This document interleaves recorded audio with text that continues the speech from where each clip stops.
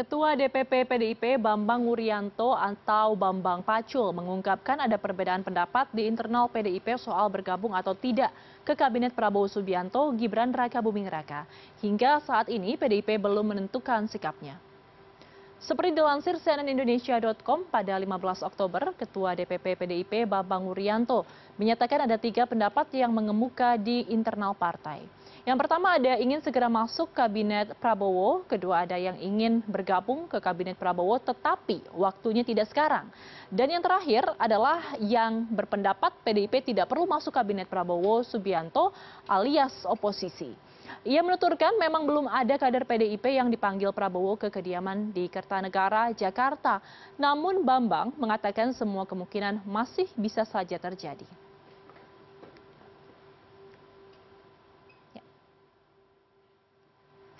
Isu merapatnya PDI Perjuangan ke koalisi pemerintah menguat. Hal ini menjadi semakin nyata terlihat setelah kencang berhembus kabar pertemuan Presiden terpilih Prabowo Subianto dan Ketua Umum PDIP Megawati Soekarno Putri. Namun beberapa hari lalu, Ketua PDIP Bambang Wuryanto mengatakan ada 3 pendapat terkait sikap PDIP untuk memilih masuk kabinet atau oposisi. Lalu kemudian pertanyaannya, bagaimana jalannya roda demokrasi jika pemerintahan berjalan tanpa oposisi? Jika PDIP bergabung ke Kabinet Prabowo. Kita akan bahas malam hari ini bersama Ahmad Khairul Umam, Direktur Eksekutif Indo Strategik. Selamat malam, Mas Umam, apa kabar? Selamat malam, Mbak Ayu. Kabar baik, Mbak. Baik, Mas Umam, kita bahas sedikit mengenai pernyataan dari Bambang Pacul. Bambang Wuryanto mengatakan sekarang ada 3 kubu di internal PDIP. Ada yang mengatakan harus bergabung, ada yang mengatakan harus oposisi atau masih menunggu waktu. Menurut Anda, pengamatan Anda, mengapa hal ini bisa terjadi? Apa faktor penyebabnya ada perpecahan di dalam internal PDIP? Ya, tentu ada kalkulasi kepentingan yang cukup kompleks yang melibatkan kalkulasi yang sifatnya strategis maupun dalam konteks yang politik taktis.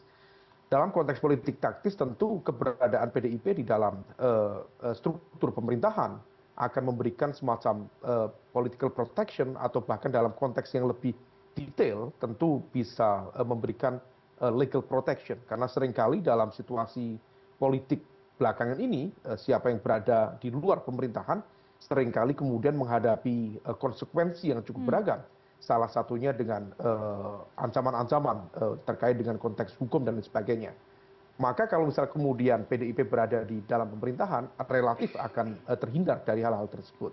Tetapi juga di saat yang sama, keberadaan PDIP kalau misal kemudian berada di dalam pemerintahan, maka hal itu berpotensi kemudian memberikan semacam ancaman sekaligus juga potensi yang kemudian berpotensi menjadi manuver-manuver lainnya, terutama bagi lingkar dekat Pak Jokowi atau yang direpresentasikan oleh Mas Gibran sebagai wakil presiden terpilih. Maka situasi ini yang tampaknya masih betul-betul dipertimbangkan karena bagaimanapun juga sikap dari PDIP per hari ini yang juga diekspresikan dalam Rakernas, Rapimnas cukup clear.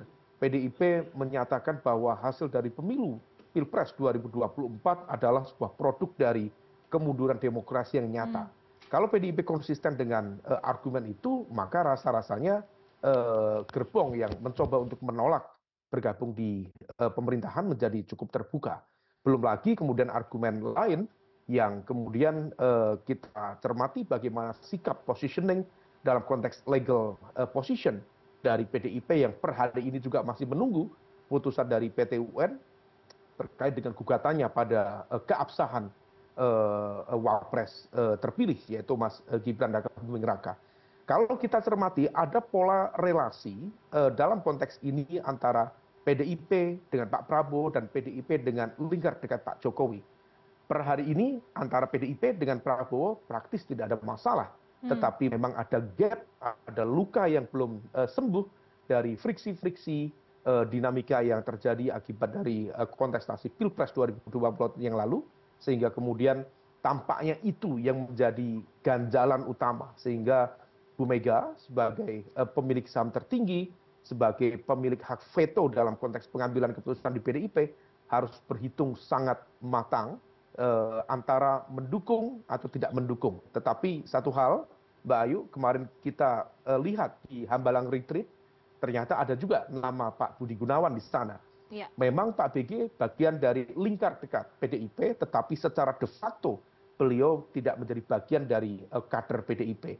Nah, ini yang tampaknya kita cermati. Apakah PDIP ingin bermain standar ganda atau menggunakan pendekatan double standard atau menggunakan strategi ganda, ataukah memang ada cara lain? Barangkali memberikan dukungan secara legal formal di atas kertas, tetapi yang dipasang bukan kader-kader utama PDIP, tetapi orang-orang dekat PDIP, tetapi di saat yang sama PDIP barangkali ingin menunjukkan dan juga memiliki keleluasaan untuk tetap menyampaikan kritik terbuka kepada pemerintah, karena itu ada captive market yang bisa mereka pegang ke depan. Mbak Ayu. Oke, Mas Umam menarik tadi membahas Budi Gunawan yang sudah fix dapat jatah di kabinet Prabowo Gibran seperti itu. Kemudian ada beberapa sinyal yang bisa kita lihat di sini, Mas Umam, selain bergabungnya BG. Tapi kita juga melihat ada kedatangan Pramono Anung ke kediaman Prabowo Subianto ke Kertanegara waktu itu ya. Tapi meskipun tidak sudah dikonfirmasi tidak akan bergabung di kabinet dan akan fokus di Pilgub Jakarta, kemudian kita juga tahu isu pertemuan antara Prabowo Subianto dan Megawati Soekarno Putri sangat kencang seperti itu. Ini apakah kita bisa connecting the dots? Apa sinyal-sinyal yang bisa kita artikulasikan dari rentetan peristiwa ini? Kemana arah PDIP? Iya, kalau pertemuan antara Pak Pramono dengan Pak Prabowo kemarin, praktis kalau lihat bagaimana pola pertemuannya, bagaimana kemudian persiapan sampai hal-hal teknis di dalam konteks pertemuan, rasa-rasanya itu bukan dalam kapasitas sebagai calon gubernur DKI Jakarta. Kalau misal memang itu atas nama calon gubernur, tentu ada tim sukses yang kemudian mengikuti, ada juga pasangan wakil gubernur Rano Karno yang juga ikut mendampingi.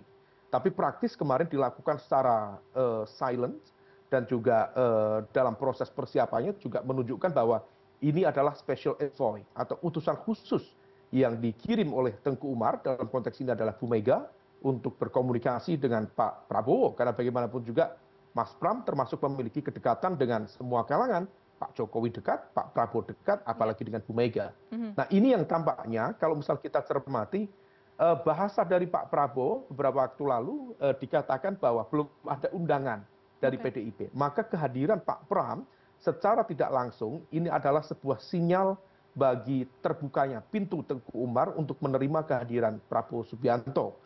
Nah, adapun kemudian kedatangan Mas Pram, tentu bukan semata-mata hanya menyampaikan undangan itu.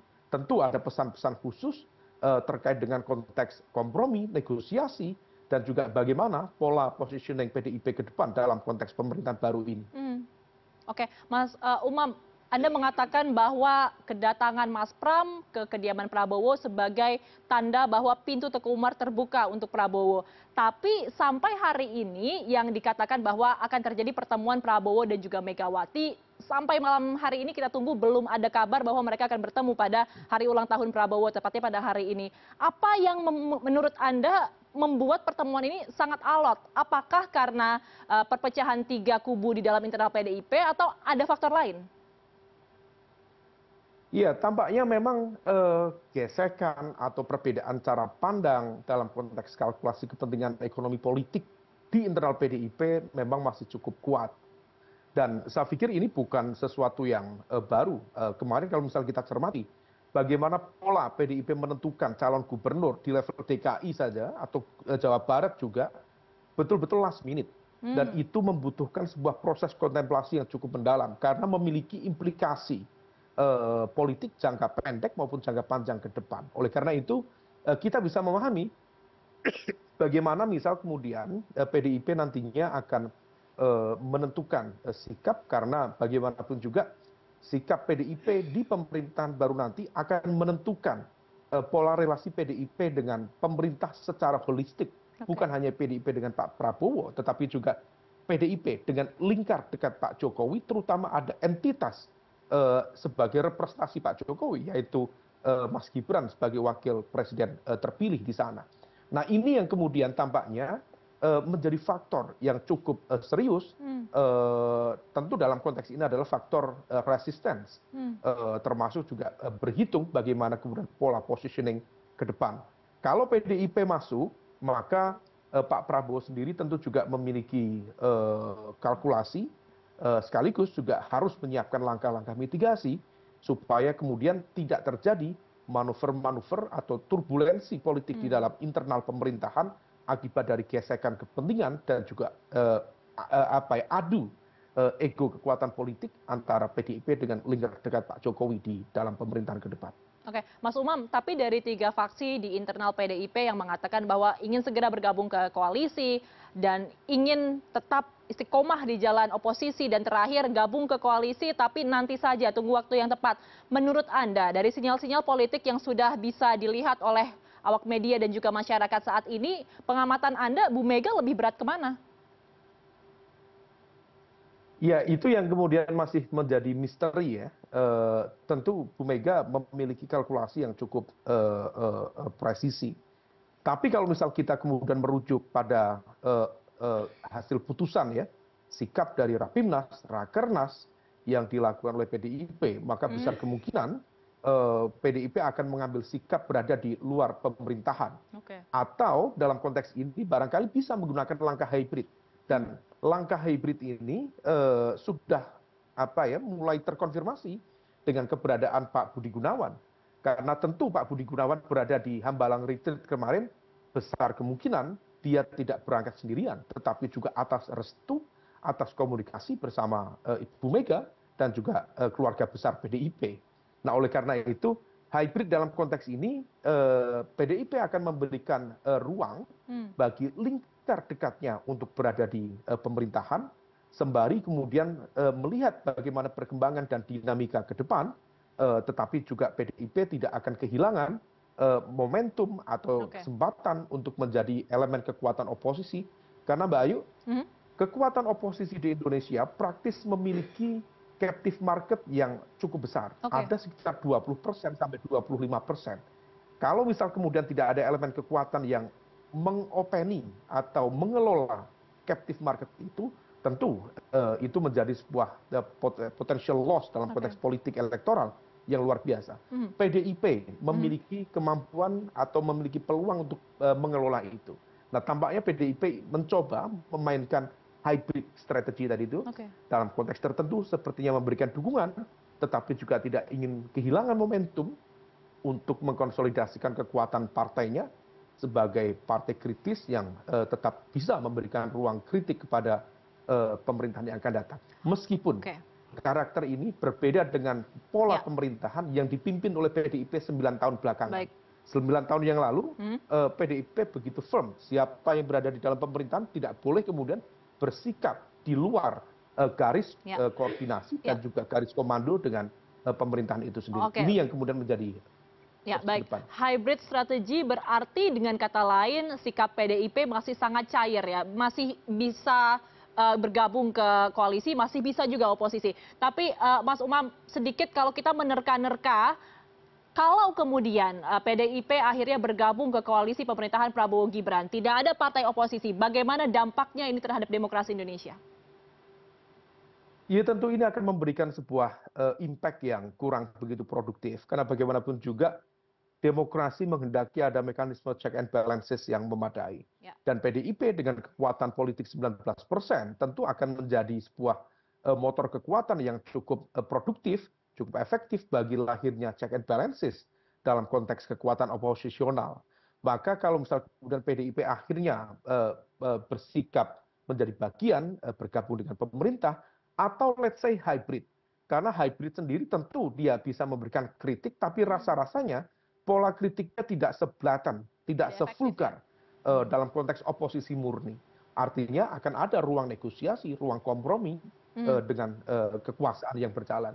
Nah, ini yang kemudian harus diantisipasi, jangan sampai kemudian pemerintahan baru tentu berjalan stabil sesuai dengan harapan, tetapi check and balances tidak terjadi di sana. Kita masih akan menunggu bagaimana sikap dari PDIP terkait dengan ada 3 faksi yang sekarang bergejolak di internal PDIP dan kapan pertemuan dari Prabowo Subianto dan juga Megawati Soekarnoputri. Terima kasih telah bergabung bersama kami malam hari ini, Ahmad Khairul Umam, Direktur Eksekutif Indo Strategik.